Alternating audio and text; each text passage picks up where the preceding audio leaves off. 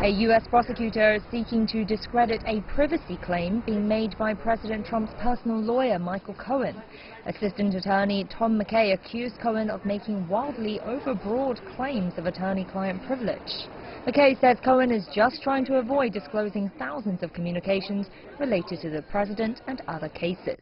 2 Ecuadorian journalists and their driver have been killed. They were kidnapped last month by Colombian insurgents.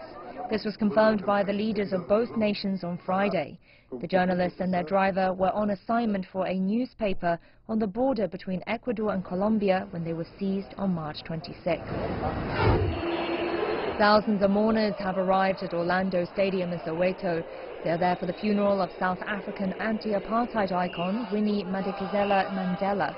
Often called the mother of the nation and Mama Winnie, Madikizela-Mandela fought to keep South Africa's anti-apartheid struggle in the international spotlight while her husband Nelson Mandela was imprisoned.